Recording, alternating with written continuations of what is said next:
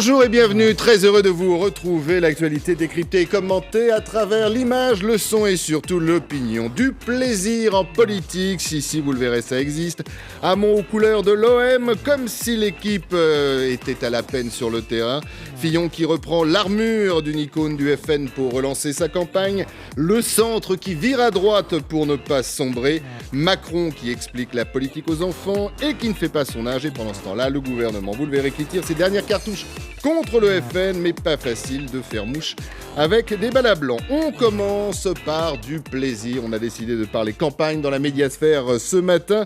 De bonnes nouvelles, c'est aujourd'hui la journée de la femme. Et puis également la campagne qui reprend. Je veux bien sûr parler de la vraie campagne. Alors si vous associez les deux, eh bien ça donne la campagne et le plaisir. C'était hier, c'était devant l'Assemblée nationale. Regardez. Alors, je crois qu'ils ont beaucoup de choses à se reprocher. Ils sont pas transparents, eux. C'est-à-dire vous, si vous êtes élu, vous vous engagez à être transparente? Tout à fait. À divulguer mes revenus, mon patrimoine, consultable par tous les citoyens. Même si j'ai trop d'argent, je le distribuerai dans la rue. Je fais pas du tout ça pour l'argent, mais par conviction. Pensez-vous de la corruption des hommes politiques? Vous en foutez? Pourquoi être à moitié nu en fait?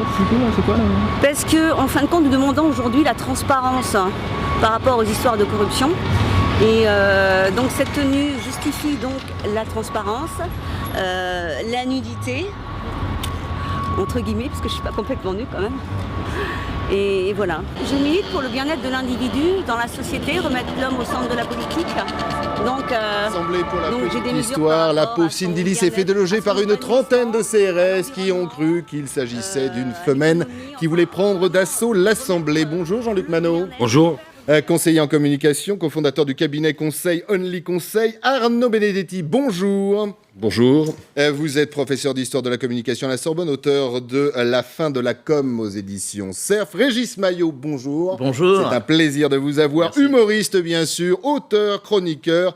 Et Élodie Mielzarek, bonjour. Vous êtes sémiologue comportementaliste, auteur de Déjouer les manipulations au lard du mensonge au quotidien, et de ça dans la médiasphère, nous allons en parler. Un petit mot quand même sur cette campagne, c'était hier, bien sûr, devant l'Assemblée nationale. Journée de la femme aussi, alors tiens. Je suis juste... Oui, alors merci de me donner la parole, parce qu'effectivement, je suis la seule femme sur ce plateau.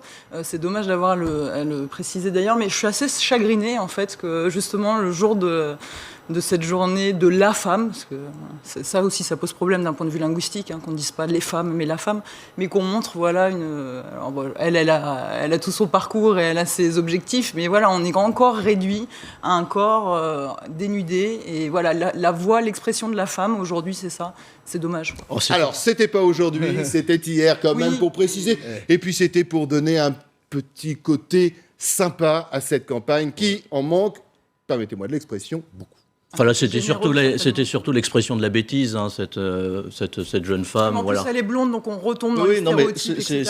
C'est son cas individuel. C'est un peu de la. Chaque élection, on nous ressort. Elle vient le fameux parti du plaisir. C'est de la bêtise un peu individuelle. Cas individuel, quand c'est une image qui est reprise dans les médias, ça dépasse. Médias, oui. On tombe dans l'iconographie. Et juste ce que je me permettais de soulever, c'est que l'iconographie de la femme, aujourd'hui encore en 2017, on tombe sur des approches qui sont davantage physiques qu'intellectuelles. Voilà qui est dit, en tout cas, bonne campagne quand même à Cindy Lee. On va parler campagne et on va parler d'image, bien sûr, et on va parler de Benoît Hamon. Alors lui était hier à Marseille, regardez ces images. Tour obligatoire bien évidemment sur la Canebière, tour obligatoire bien évidemment sur le Vieux-Port et tour obligatoire à la boutique de l'OM avec un maillot avec un numéro 25, vous allez pouvoir le voir. 25 pourquoi? Tiens, est-ce que vous avez une idée d'ailleurs? 25%. Ouais. Hamon ou Marine Le Pen? C'est lui qui imagine peut-être que c'est un score qu'il atteindra au premier tour, ce qui serait quand même très surprenant. Peut-être que 25, c'est le nombre des parlementaires ralliés à Macron. Ah, c'est plus probable. C'est un chiffre qui est en tout cas plus proche de la réalité que l'idée qu'il pourrait faire 25%. Oui, alors, vraisemblablement. Hamon souffre, bien évidemment. Une campagne qui patine, il a du mal à faire passer ses idées. La faute à qui? Écoutez, regardez. Bon, oubliez 50 000 euros, c'est quand même pas une paille, quoi. Donc qu'on puisse oublier, surtout quand on vous fait un prêt, donc de l'argent que vous n'avez pas, etc. Donc il devra s'en expliquer. Et je me disais, mais Canard enchaîné, s'il vous plaît, si vous avez encore des choses, tout de suite, quoi, comme vous les donnez d'un coup, et comme ça on en parle une fois, il se maintiendra parce qu'il a décidé de se maintenir, mais qu'on puisse parler ensuite de ce qui intéresse les Français, et je vais y venir, de ce que nous avons essayé de construire ensemble. Et parler surtout de la campagne de M. Hamon, parce que c'est ça le problème. Le vrai problème pour lui aujourd'hui, c'est qu'il voit qu'il y a un certain nombre de ralliements de notables du Parti socialiste qui sont en train de se faire auprès de Macron. Aujourd'hui, Bertrand Delanoë, on part de demain Le Drian. Ceci dit, il faut se rappeler une chose, c'est que il y a quelques années, ça remonte à 1995, Édouard Balladur aussi avait eu des ralliements extrêmement importants de notables qui avaient décidé de soutenir sa campagne, et puis ça ne lui a pas porté chance. Donc je ne suis pas sûr qu'automatiquement, d'ailleurs, les ralliements en masse comme ça de notables soient quelque chose toujours de très positif. Mais bon, en même temps, ça va être quand même compliqué pour lui. Comment vous expliquez justement que cette campagne de Benoît Hamon reste inaudible, difficilement audible en tout état de cause? Je ne sais pas si elle est inaudible, je ne sais pas si la difficulté c'est qu'elle soit inaudible. C'est peut-être ce qu'on entend qui pose difficulté et qui lui pose difficulté. Il est représentant d'une fraction. La social-démocratie, c'est déjà une fraction de la gauche, la fraction qui était majoritaire jusqu'à maintenant, et il est représentant d'une fraction de la fraction. Une faction. Et donc, il est dans cette situation très difficile. Dans le projet, dans ce qu'il avance, il va être contraint de revenir sur ses promesses. On est déjà sur le... Il est déjà revenu sur le revenu universel. Le revenu universel, il est plus universel. Après, ça va être une prime, quoi. Enfin, on voit bien que de la grande idée, on a fait une petite mesurette. Donc, il est globalement dans cette situation difficile. Puis la deuxième chose, c'est que c'est très compliqué pour lui je suis d'accord avec ce qui a été dit, hein, c'est pas forcément formidable pour Macron, qui a un afflux de notables qui viennent à ses côtés. Et le mot de notable est important. Mais oui, parce qu'on voit bien qu'il y a quand même une prime à l'antisystème, et donc si on a tous les retraités de la politique qui arrivent, chez Macron, ça va être le club des Hespérides, vous voyez, il y a un truc à un moment donné qui peut poser problème. Elle est bonne. Pardon ? C'est l'Arche de la Noé aujourd'hui, un petit peu. Oui, absolument. Bravo. En termes d'image, en termes de communication, qu'est-ce qui manque à Emmanuel Macron? Il y a eu un grand vide sur l'affaire Théo. Vous vous souvenez, les banlieues, les lycées, et on ne l'a jamais vu sur le terrain. C'est ça qui manque, c'est de s'être cherché et de se chercher peut-être encore? C'est vrai que de manière générale, ce que je trouve intéressant sur cette campagne, c'est que par rapport aux précédentes où il y avait pas mal d'images d'Épinal, enfin, il y avait le fameux cliché sur le marché, etc. Là, effectivement, on n'est pas du tout noyé. Au contraire, on a beaucoup moins d'images. Alors par contre, effectivement, le verbe a pris sa place parce qu'on est beaucoup plus sur les discours, les meetings, etc. Et c'est à la limite les images de ces meetings-là qui nous abreuvent quotidiennement. Intéressant d'observer que nous, on est encore dans une 5e République et on est encore dans cet imaginaire du président seul. Et quand Hamon fait ses meetings, il est toujours très entouré. Et d'ailleurs, quand on regarde rapidement ces images, mais même il suffit de survoler sur Google Images, je crois que 9 images sur 10, il est avec des sympathisants autour, il est applaudi, il n'est jamais seul. Mais ce qui est intéressant, c'est que c'est aussi ça, son projet. C'est que lui, c'est un fédérateur, il est participatif, et finalement... Et pourquoi ça ne fonctionne pas alors voilà, alors c'est ça qui est intéressant, c'est que je pense que... Parce que c'est l'image de rassemblement, c'est l'image que voudraient peut-être voir les Français. Mais il y a une attente, je pense, de davantage de collaboration. D'ailleurs, on le voit même, le collaboratif au sein de l'entreprise, enfin, il y a des choses qui sont en train de bouger là-dessus, mais est-ce que ça ne rentre pas justement en contradiction par rapport à ce mythe du président qui est construit depuis De Gaulle? Peut-être que justement, c'est ça qu'on a du mal à lâcher. Je crois qu'il y a quand même une réalité politique aussi, c'est ce que disait Jean-Luc Manot. Je pense qu'il est sur une fraction, une part de marché qui aujourd'hui est malheureusement relativement restreinte pour lui. Et donc il a une difficulté par rapport à un concurrent qui est Emmanuel Macron, qui a une capacité, en tout cas pour le moment, de rassemblement qui semble plus large, à la fois sur le centre-gauche et puis sur une partie du centre-droit. C'est le positionnement. Il ne faut pas toujours demander à la com, je veux dire, des éléments de réponse. Je crois qu'il y a un problème de positionnement politique chez Hamon qui fait qu'il est, d'une certaine façon, marginalisé au sein de son propre camp, et c'est une difficulté pour lui. Non, mais Hamon-Macron, ce n'est avant tout pas une question de com. D'ailleurs, pour dire la vérité, dans une campagne électorale, c'est de temps en temps une question de com, mais majoritairement, ce sont jamais des questions de com. Des rapports de force politique. Bah oui.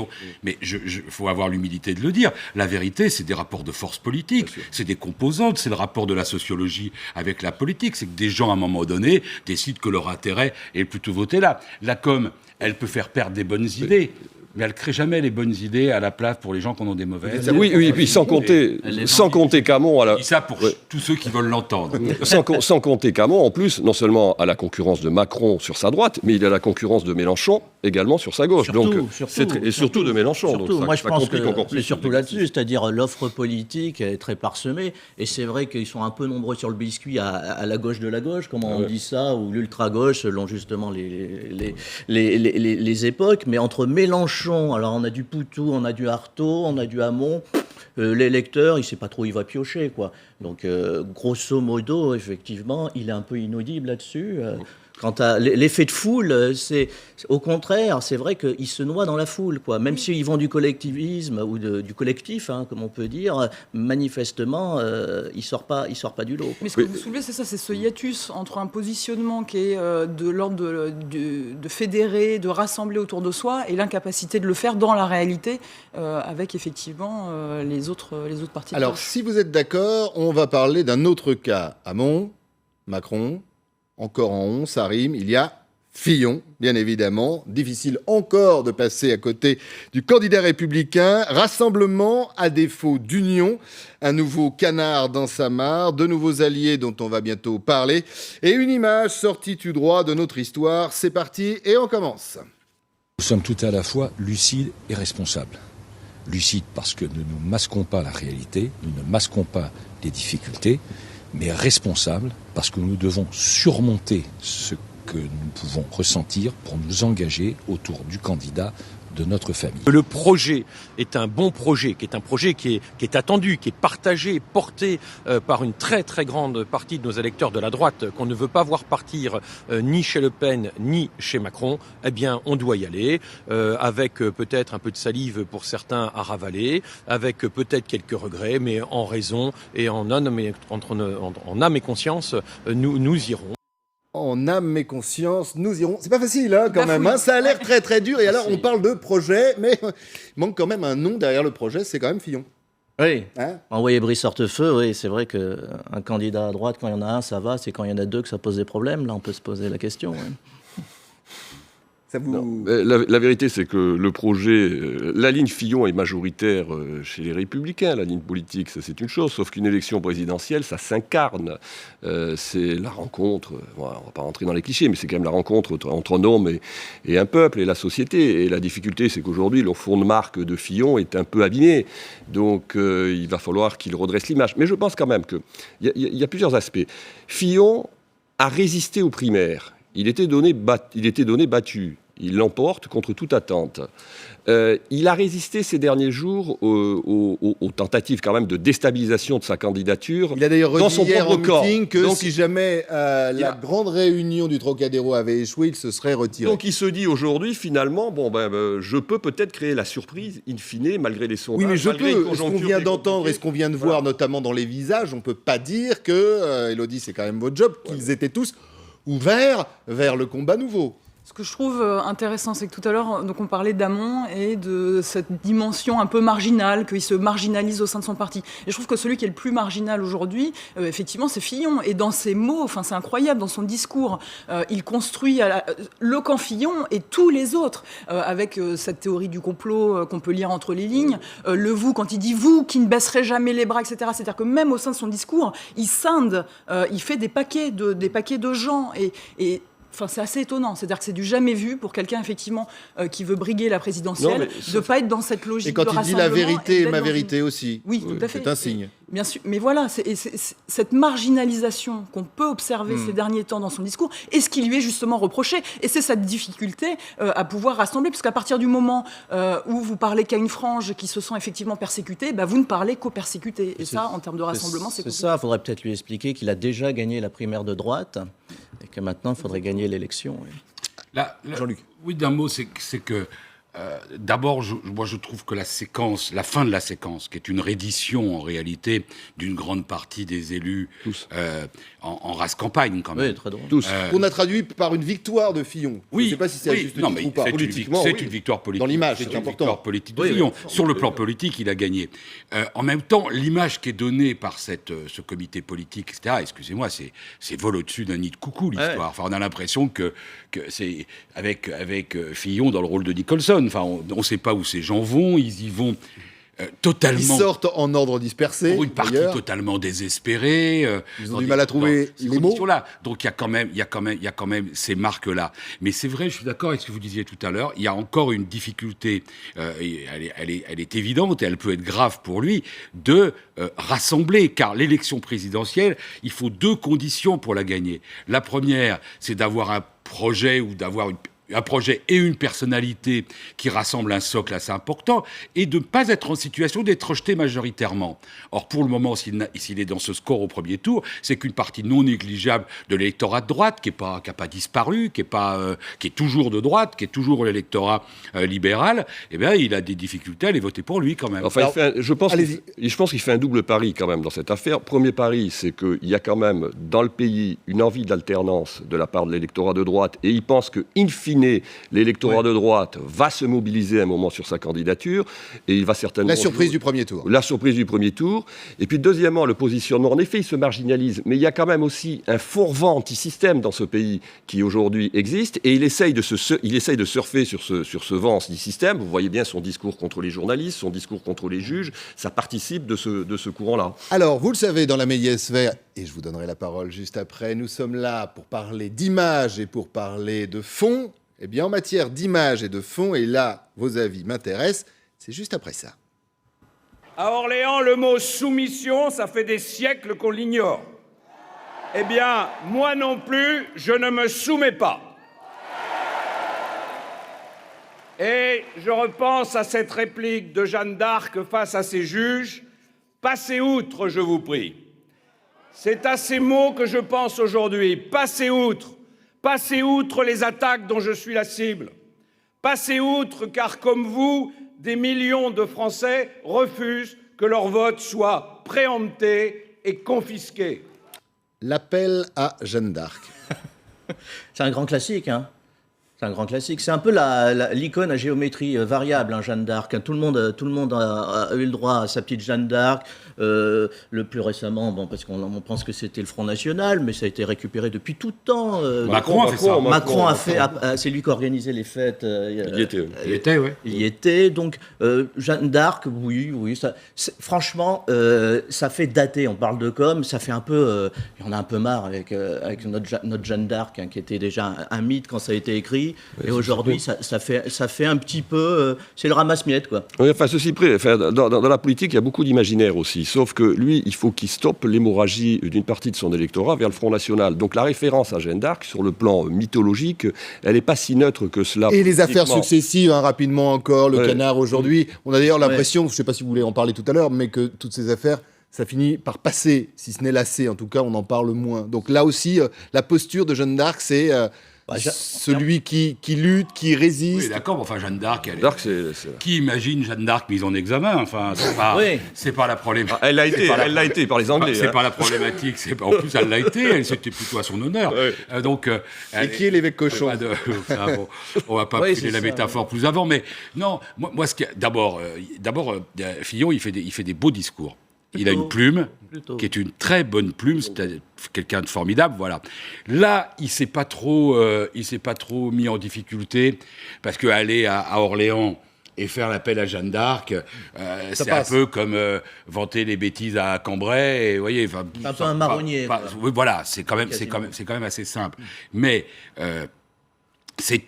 ça fait partie de l'imaginaire national. Et en plus, Jeanne d'Arc, c'est son électorat. Alors, s'il y a quelqu'un qui peut... Enfin, les 50 000 ou les 55 000 personnes qui étaient au Trocadéro, ils étaient là... Enfin, Jeanne d'Arc fait partie de leur imaginaire. Ils étaient tellement dans les voix qu'ils entendaient qu'ils ont pensé qu'ils étaient 200 000. Oui, c'est ça, oui. Alors, paradoxal, c'est qu'il est dans la prétérition en permanence. Alors c'est une figure de style, c'est faire l'inverse de ce que je dis. Et lui, à chaque fois dans ses discours, c'est passer outre, il y a des choses plus importantes, mais il ne centre que là-dessus. Et ce qu'on peut lui reprocher quand même, et qui rappelle un certain Cahuzac quand même, c'est cet entêtement et cette espèce d'obsession, en fait. Et on a l'impression qu'il tourne en boucle quand même, et que lui-même, il n'arrive pas à sortir de ça, et qu'il n'arrive pas à mettre les mots sur autre chose. D'un côté, c'est difficile pour lui, de façon stratégique, de sortir de ça. Et ça, ce sont les affaires, ça, c'est le climat. Ça, il pouvait y avoir écoutez, j'admets, je reconnais, et je passe à autre chose, plutôt que de tenir comme ça. Et d'un point de vue... Et du coup, on peut se demander... C'est là où, par rapport à ce que disait Jean-Luc tout à l'heure, la com a son importance. Bien sûr, parce que là, on a l'impression d'un entêtement, mais individuel, au dépit du collectif. Et oui, mais il est dans une séquence politique où il faut qu'il continue à imposer sa candidature coûte que coûte. Donc lui, il se dit, j'attends le 17 mars, date de dépôt des candidatures, des parrainages au Conseil constitutionnel. Et le 15, ensuite, la mise en examen. Et ensuite, la séquence va être... On verra d'ailleurs, parce que je suis fin, pour le moment, je veux dire, bon, il a annoncé une éventuelle mise en examen, on verra ce qui se passera le 15 mars, mais je crois que pour lui... C'est écrit sur la convocation. Oui, oui. Mais aujourd'hui... La surprise, ce serait que les juges se disent, puisque c'est ça, on ne le met pas en examen. Ça pourrait être pour porter un projet et construire un nous. Or là, lui, c'est pas du tout le choix qu'il fait. Surtout ça, c'est reprochable. Dans la partie essayer de reconquérir une image, c'est très compliqué parce que en réalité, il a changé de campagne. Il a fait toute la primaire sur « je suis intègre, je suis pur, je suis le chevalier blanc, je suis dans l'exemplarité ». Et là, quand même, il nous dit une phrase que j'ai rarement entendue sur un candidat à la présidence de la République. Il nous dit « passez outre » les critiques qu'on fait sur moi. C'est-à-dire, passer outre sur... Passer outre sur ce que j'ai fait, ça veut dire ça sur ce que, Oui, ce que j'ai pu faire. Ce que j'ai pu faire, ce que vous pensez que j'ai pu faire. Ce que Stefanini pense qu'il a fait, on n'a pas regardé ça, mais il y a 48 heures ou il y a 72 heures, Stefanini, son directeur de campagne, fait une déclaration hallucinante que la presse n'a pas beaucoup remarquée. Il dit, dans cette affaire, c'est le système... Il était dans un système qui fait que les députés utilisent l'argent qu'il leur est donné pour leur personnel comme un complément de salaire. C'est-à-dire que le directeur de campagne de Stefanini dit... font peut-être de l'affaire. Dit il y a matière à poursuivre. Je pense que Tournaire va sans doute le convoquer. Parce que c'est incroyable. Donc le passé août, c'est quand même une figure de communication, pour le coup, là, qui est extrêmement difficile. Alors, si vous êtes d'accord, on va écouter... Il y a des grosses maladresses aussi quand il s'adresse comme ça aux Français au Trocadéro en disant « Vous êtes la France qui tous les jours va au travail ». Enfin, il y a des choses quand même, c'est assez étonnant. Enfin, alors, si on parle de maladresse, je voudrais vous faire écouter quelque chose. Ça nous concerne, ça vous concerne. Et c'est signé Nadine Morano. Cette fois, vous êtes derrière François Fillon? Vous rechangez d'avis?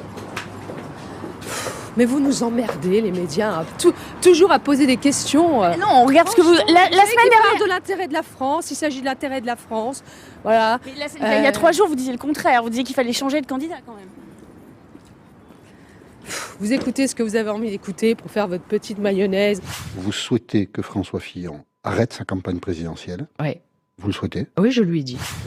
Vous écoutez ce que vous avez envie d'écouter pour faire votre petite mayonnaise dans une petite émission. Merci à nos amis de Quotidien. Jolie séquence.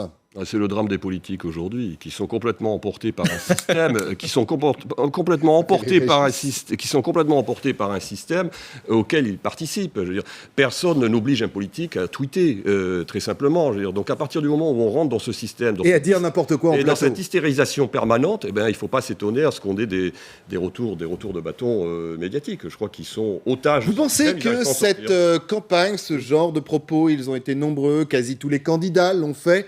Ça va laisser des traces. Oui, sans doute. Un mot sur Nadine Morano, parce que c'est vrai que c'est un problème. C'est vrai que c'était un problème pour les politiques. Maintenant, ne leur faisons pas insulte en disant qu'elle les représente. Elle est quand même dans la catégorie très particulière des politiques qui multiplient les absurdités. Enfin, disons les choses comme on est. Elle n'est pas le point moyen non plus de la classe politique française. J'ai envie de dire, je sais pas ce qu'il a à faire là-dedans. Mais Dieu soit loué. Enfin, en tout cas, on peut soit loué. On peut l'espérer. On parle de politique. C'est plus une cliente médiatique. Je veux dire, elle est cohérente dans tout ce qu'elle dit depuis. Elle est cohérente dans ses incohérences. Sur la défense de Fillon, pas forcément. Oui, non, mais elle est cohérente dans ses incohérences, dans sa manière de communiquer. Ah, dans sa manière. Non, mais attendez, son comportement. Incohérence et Morano, c'est un pléonasme. Oui, peut-être, mais son comportement est intéressant parce que son comportement, il est celui de beaucoup d'élus qui ont lâché François Fillon, qui ont lâché François Fillon il y a 48 heures et qui reviennent vers lui. Donc, ils l'ont lâché peut-être un peu vite, d'une certaine façon, pensant que lui-même allait décrocher de cette campagne. Et peut-être étaient aussi un peu durs. Et en plus, un sens. Et puis dans la droite politique, il y a toujours eu des pitbulls dans chaque camp, et elle fait partie du pitbull de la droite qu'on envoie systématiquement. Elle aime bien ça en plus. J'allais dire du bouffon, c'est-à-dire il y a le roi et puis il y a le bouffon, et c'est un rôle et c'est une catégorie, et bon, voilà, elle le remplit et c'est un attendu aussi. Et puis il y a des moments politiques où vous avez des phases dans votre vie politique. La phase de Nadine Morano aujourd'hui, c'est que personne ne la veut. C'est vrai. Elle n'est nulle part. Donc elle n'est pas reconnue par les sarkozystes, elle n'est pas reconnue par les fillonistes, elle n'est évidemment pas reconnue par les juppéistes. Et donc, sa problématique, c'est d'exister. Donc, pour exister, elle parle 20 décibels plus haut que les autres. Et donc, elle prend forcément plus de risques, elle s'expose davantage. Donc, elle était plus violemment contre Fillon, et elle sera demain plus violemment avec Fillon. Alors, on va continuer, bien sûr, et on va parler du centre. Centre droit, centre gauche, il menaçait de... On va voir, vous allez voir, on a une preuve de l'existence, courte preuve, mais preuve quand même. Il y avait une possibilité que le centre explose, une possibilité qu'il se rallie à Macron, une possibilité peut-être qu'ils aillent chez Fillon, une grosse réunion. Hier, tout ça menaçait d'exploser, patatras, in fine, voilà ce que ça a donné. De façon très majoritaire, l'UDI soutiendra François Fillon. Maintenant, il y a un candidat. On sait très bien qu'il n'y aura pas d'autres plans, plan B, plan C, plan D, plan T. Il y a un candidat, il faut faire campagne et il faut faire en sorte surtout que cette union de la droite et du centre se traduise par un soutien massif à ce candidat, parce que cette élection n'est pas perdue. On arrive dans le dur, on arrive dans les 7 dernières semaines. C'est là où il va y avoir la vraie confrontation de projets. Quelle alternance pour la France? Quand on voit les derniers aliments d'Emmanuel Macron, j'imagine que ça va être un peu compliqué pour lui à gérer. Au niveau du planté, bien sûr, c'est signé justement de notre ami sur ce plateau, Régis Maillot. Vous faites les textes ? Oui, voilà, l'UDI, non. C'est un peu, c'est vraiment le centriste, c'est vraiment les SDF de la politique. Hein. Ils couchent à droite, à gauche. D'ailleurs, aujourd'hui, je me demande, en France, même chez les Français, on devrait faire un sondage, qui sait que l'UDI représente le centre? Qui sait déjà que ces 3 lettres sont le centre? On ne sait plus trop, ça fait quand même relativement depuis... en termes d'image, pour le moment, on pense encore en France que Bérou représente le centre. Que Bérou, il y a eu le Novo Centre, il y a l'extrême centre, on ne sait pas, c'est une sorte de centre commercial, tout le monde... Donc, ils ont déjà un problème identitaire, enfin d'identité, pas identitaire, qu'ils devraient résoudre, et c'est vrai qu'aujourd'hui... Ils ont surtout un problème de positionnement, parce qu'on sait très bien, parce que ça c'est ce qu'on entendait du président du groupe parlementaire UDI, c'est la parfaite expression de la langue de bois. On sait très bien qu'il y a aujourd'hui, à l'intérieur de la famille centriste, des débats qui existent, ne serait-ce qu'au Parlement européen, le groupe, je veux dire, qui représente les centristes est plutôt du côté de Macron.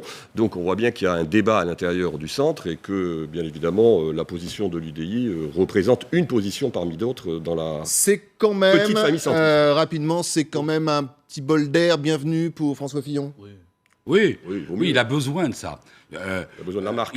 L'inverse aurait fait un pataquès. Oui, voilà. C'est-à-dire que le défaut du centre était pour lui un vrai problème. C'est pour ça dire que la semaine dernière, c'était quand même beaucoup plus tendu, souvenez-vous. C'est-à-dire que la semaine dernière, il y a 3 jours, Charles Becbédé, favorable à François Fillon, dit à la fin du meeting d'Aubervilliers...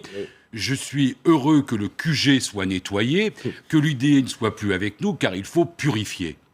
Bon, voilà, donc là, on peut difficilement... On revient à Jeanne d'Arc, le feu, la purification. Oui, enfin, dans le meilleur des cas, à Jeanne d'Arc, parce que sur la purification, ça peut rappeler autre chose, mais il ne voulait pas en venir là, mais vous avez raison. Il est dans cette... Donc c'est pour ça que je ne suis pas allé plus loin. Il est dans cette logique-là. Et puis là, hier, François Fillon dit on a besoin, je demande au centre de revenir. Donc il fait un geste. Et le centre revient. Il va vers eux et le centre revient. Bon voilà, il n'y a pas de victoire législative envisageable s'il y avait des candidats du centre partout contre les candidats républicains. Il n'y a pas de victoire législative possible. Parce que c'est vrai que l'UDI, tout ce qu'on veut, le centre, des électeurs centristes, ça existe. Il y a une implantation électorale, il y a des notables, il y a des élus, ça existe. Encore des notables. Dites, on va retourner, si vous voulez bien, sur le terrain. Ça fait du bien. On va parler du candidat Macron, fort des sondages, dont les derniers, d'ailleurs, le donnent quasi égalité au premier tour avec une certaine Marine Le Pen. Emmanuel Macron en banlieue. Emmanuel Macron, il y a 2 séquences à suivre. D'abord avec les enfants et on parle de politique. Est-ce que vous êtes président? Alors, je suis candidat. Qu'est-ce que ça veut dire? Ça veut dire que... Ça veut dire bientôt en cours. Alors, ça c'est une bonne nouvelle. Ça veut dire que vos parents... Tu participes. Ça veut dire que vos parents, ils vont voter au mois d'avril et au mois de mai pour élire un président ou une présidente. Il y a beaucoup de monde. Des étrangers. Autre séquence et autre com, on est toujours sur le terrain, on est toujours avec Emmanuel Macron, aussi jeune cet Emmanuel Macron. Il est beau, il est jeune. Vous avez quel âge? 39 ans. Ça vous fait pas peur?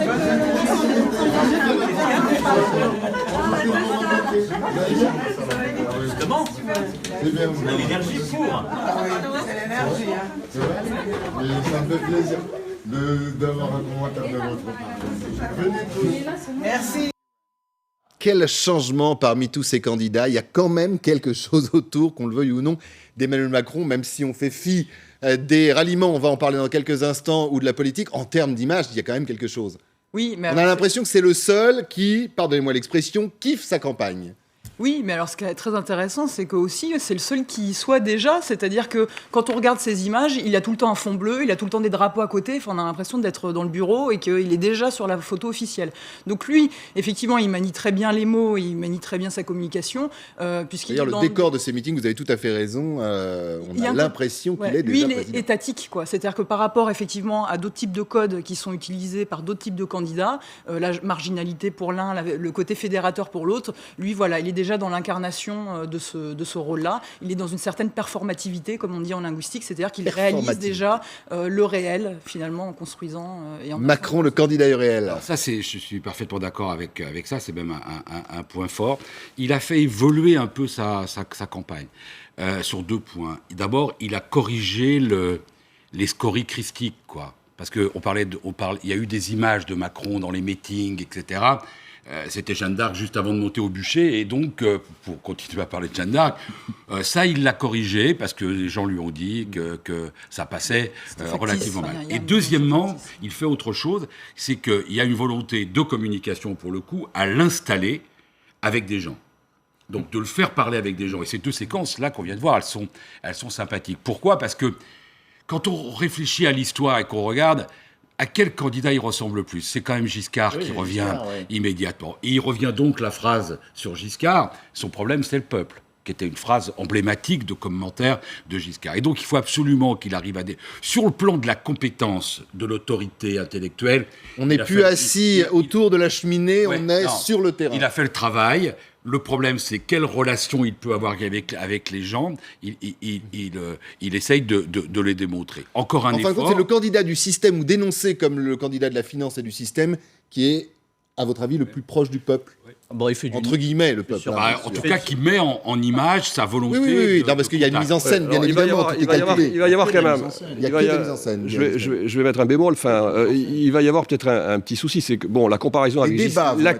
Alors, je pense que les débats vont être un souci parce que moi, j'attends de le voir en débat face à des concurrents comme Mélenchon ou Marine Le Pen, qui manient assez bien l'instrument télévision. Ça, c'était un premier point. Et quand même, il y a une différence avec Giscard qui est, me semble-t-il, assez importante, c'est que Giscard avait quand même un passé politique déjà beaucoup plus éprouvé que Emmanuel Macron. Il avait été élu ministre du général de Gaulle. Donc il y a quand même une expérience. Giscard était jeune, mais il était doté d'un capital d'expérience qui n'est pas encore totalement crédité pour Macron. Donc il va falloir pour lui, à un moment donné, qui s'étoffe dans sa relation avec les Français. Et ça, je crois que c'est un... Élodie, en quelques secondes, et après on écoute... Sur ce manque d'expérience, justement, on voit bien que toute sa rhétorique, on a l'impression qu'il est encore dans l'exercice de la rhétorique. Vous voyez, la rhétorique de séduction, mais qu'il s'exerce. Il y a un moment donné, il va falloir qu'il l'incarne et qu'il le soit. Et du coup, c'est vrai qu'il y a des dimensions assez factices.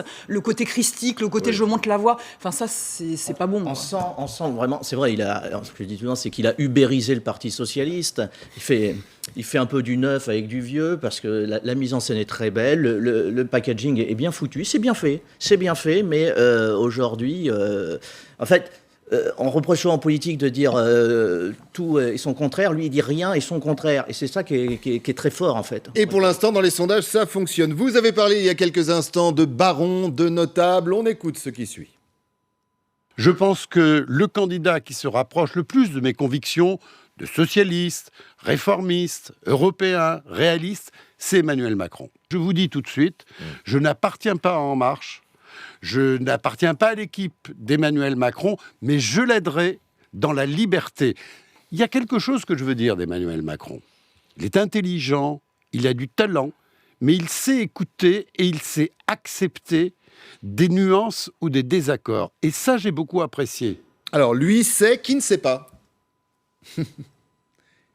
Étrange intervention quand même. Elle était attendue, là aussi, celle de Bertrand Delanoë. Bien orchestrée, bien fait, sur France Inter, donc on s'adresse à une clientèle bien précise pour décomplexer l'auditeur de France Inter en lui disant tu peux voter Macron et pas Hamon et on ne tapera pas sur les doigts parce que moi tu seras absous. Tu seras absous parce que moi Delanoë, grand chante de la gauche qu'on aime, je le fais. Bien foutu. Puis de la gauche intellectuelle, parce qu'il y a toute cette rhétorique du corps aussi, les lunettes, enfin voilà, et d'ailleurs cette référence à l'intelligence. Mais à l'ouverture, je reviens à ma question, quand Delanoë dit il écoute, il est ouvert, il s'intéresse, lui oui, les autres non. Mais les autres c'est qui? Les autres c'est Hamon?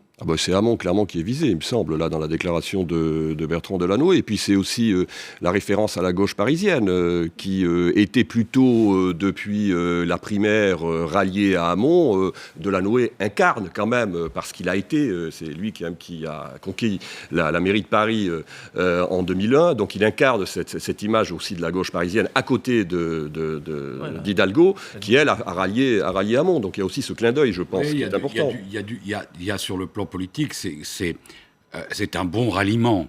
Il y a des ralliements. Là aussi, en termes d'image, on est vraiment dans quelque chose qui compte. C'est facile à exploiter. Delanoë, c'est un des rares politiques qui est parti volontairement, qui a arrêté volontairement et en bonne santé politique. C'est pas si fréquent. Et qui a refusé d'être ministre à plusieurs reprises. Qui a refusé, qui est dans une sorte de logique comme ça, et qui est une image de social-démocrate réelle, quoi, dans la modération de la gauche modérée. Donc c'est utile et c'est compatible avec Macron. Donc c'est un ralliement, je crois assez utile. Et puis Hamon a une difficulté qui renforce en réalité Macron, c'est que l'accusation de trahison ne fonctionne pas. Elle n'a pas fonctionné avec Macron quand ils l'ont tenté. Il a trahi Hollande, il a trahi le PS. Et elle ne fonctionne pas avec tous les gens qui rallient Macron, parce que le Parti socialiste, les types, ils ont été pendant 5 ans à assassiner leur propre gouvernement, issu de leur rang. Donc, naturellement, quand ceux-là qui ont trahi de facto le gouvernement pendant 5 ans, l'ont malmené. Quand ils arrivent, ils disent c'est pas bien, il faudrait être solidaire. C'est vrai que sur le mot solidarité, ils sont pas les mieux placés et que c'est très difficile. Alors si on fait un peu de prospective après le ralliement de Delanoë, on a qui de poids qui devrait arriver? Le Drian, c'est ce qu'on dit. Ouais. Le Drian ? Le Drian, oui. Le Drian, c'est un ralliement important, parce que d'abord, c'est le président de la région Bretagne, c'est un ministre de la Défense qui est incontestable et incontesté, et qui a fait le job. C'est en effet un ralliement de poids et qui donne quand même une assise. Quand l'équipe de Le Drian voit des journalistes, ils disent rendez-vous en juin. Avec l'idée qu'il pourrait rester là et que Le Drian pourrait continuer à être le ministre de la Défense c'est jamais très bon, en général. de Macron. Ouais. C'est jamais très bon. C'est vrai. De signer pour un job avant les échéances. On va parler, si vous êtes d'accord, il nous reste 4 minutes dans la médiasphère ce matin, de ce parti que Régis Maillot en général appelle un parti fourre-tout. On retrouve tout. Bien évidemment, on va parler du Front National. Il y a cette une hier que vous pouvez retrouver encore aujourd'hui du Monde, un sondage. Les Français souhaitent non pas forcément Marine Le Pen, mais comprennent de mieux en mieux, de plus en plus, et ça se voit dans les sondages, le parti démocratique, dit sa présidente. Écoutez-la. Je vais vous rendre le pouvoir qui vous appartient. Je mets en place le référendum d'initiative populaire dont je parlais tout à l'heure. Je mets en œuvre la proportionnelle qui permet à l'intégralité des Français d'être représentés dans les différentes assemblées. Donc le projet le plus démocratique qui soit, c'est le mien. Nous sommes en quelque sorte dans cette présidentielle les champions de la démocratie. Les champions de la démocratie. Là aussi, on est sur la com, on est sur le fond. Et puis on ne peut pas passer à côté toujours de ce sondage. C'est toujours un sondage, d'accord, mais réalisé par nos confrères du Monde.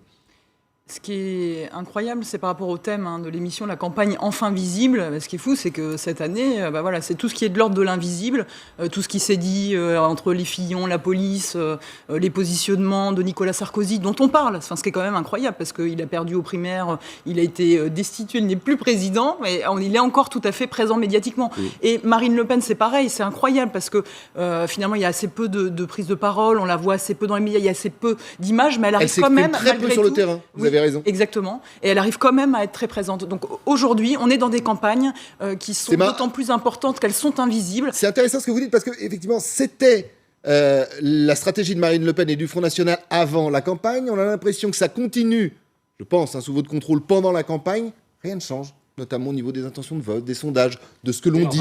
Et on le dit de plus en plus fort. Quand je dis le on, bien sûr, les Français ou dans ce qu'on retranscrit des Français. Ce sondage c'est pas un sondage exceptionnellement bon pour le Front National. Faut pas exagérer. Parce qu'il dit deux choses, le sondage. Il dit que 33% des Français peuvent partager et accepter l'idée. C'est énorme et c'est 3% de plus que l'année dernière.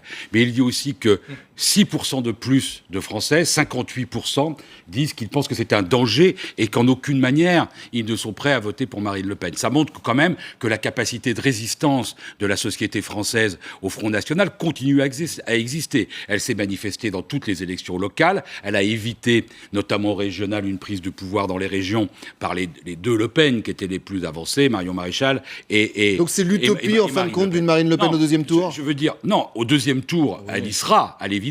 Non, gagnant le deuxième tour. Gagnant le deuxième tour, on n'en sait rien. On ne va pas prendre de pronostic vu cette élection. Mais en tout cas, les chiffres montrent qu'il y a... C'est pas qu'un sondage formidable pour le Front National, même s'il dit quelque chose d'important sur un tiers de la population. Il y a quand même une force sociologique très forte qui pousse le Front National aujourd'hui. Et on voit bien que dans les intentions de vote, et ça je crois que c'est très important, c'est elle qui bénéficie, en tout cas pour ce premier tour, du socle le plus solide de gens qui sont déterminés à aller voter pour elle. Donc je crois que pour le premier tour, les jeux sont pas loin d'être fait, en tout cas pour ce qui la concerne. Pour le second tour, ça sera une autre paire de manches et en effet... Le bon mot pour finir, l'émission est malheureusement terminée, mais on se retrouvera tous les 4, tous les 5, bien sûr, sur ce plateau. Régis, sur le sujet. Sur Marine Le Pen, ah oui, c'est vrai qu'elle a fait le tour de sa clientèle. C'est vrai que c'est la nouvelle, je lisais l'autre jour, c'était la nouvelle coqueluche du pays. Je vous rappelle quand même que la coqueluche est une maladie grave, mais voilà. Merci beaucoup, merci à tous les 4. On se retrouve demain, même lieu, même heure. On termine en musique, si c'est possible. Vous allez voir, c'est à suivre. Mesdames et messieurs, je serai convoqué. Mon avocat a été informé. Je n'ai pas détourné. Qui peut décider? Il nous faut l'emporter.